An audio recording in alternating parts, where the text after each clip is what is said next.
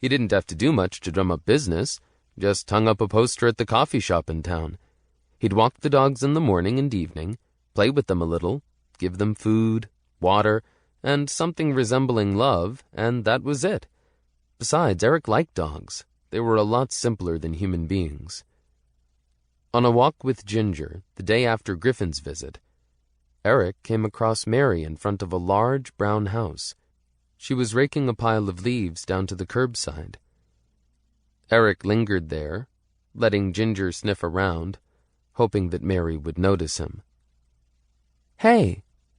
She finally smiled.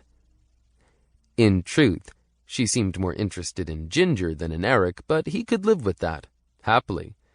Mary bent down to greet the perky golden, who strained on the leash, lapping up the attention. Thoroughly slimed by sloppy kisses, Mary enthused, "I didn't know you had a dog." "She's not mine," Eric replied. He told her about his dog-walking business. "You live here?" "No, I just randomly rake leaves at strangers' houses," she deadpanned.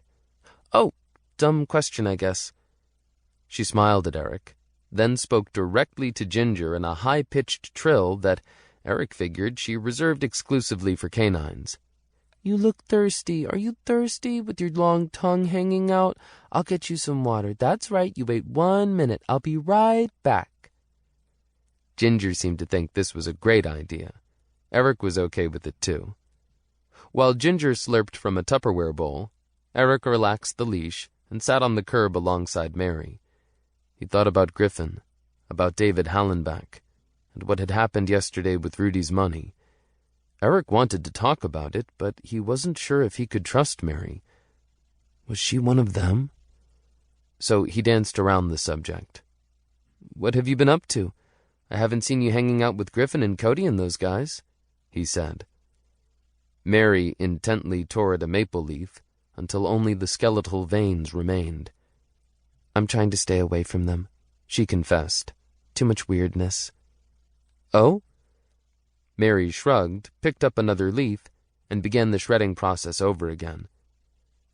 "Griffin can be—" Eric paused, trying to find the right words. "I don't know. Kind of hard to figure out." Mary snorted. "It takes a while, but you'll figure him out eventually." "Do you want to give me any tips?" Mary smiled tightly, her lips stretched thin. "I don't want to talk about him, to tell you the truth." "Okay, sure." Eric looked away, stood up. "Do you want company?" Mary asked. "Really?" "Beats raking." "Yeah, that'd be great." "There's a dog park not far from here," Mary suggested. "Ginger can run around off-leash." It was Eric's first time alone with Mary. Of course, not counting Ginger's company. The dog somehow made it easier, gave them a third thing, something outside of themselves that they could share. Mary found an old tennis ball, hurled it across the field. Ginger took off like a rocket, proudly retrieving it. Just an animal, doing what came naturally. They played that game for a long while, Eric and Mary taking turns throwing the ball, Ginger tireless and impatient. A few times, Mary's cell phone sounded. She'd flip it open, read a text message, flip it closed. At a certain point, she stopped talking. "You're frowning," Eric noted. "Is something the matter?" Mary shook her head, but a moment later she pulled out her cell, punched a few buttons, and handed it to Eric. "Here, look at this." There was a photograph of a girl's thick body. She wore shorts and a midriff-bearing shirt, with the head of a pig photoshopped onto it.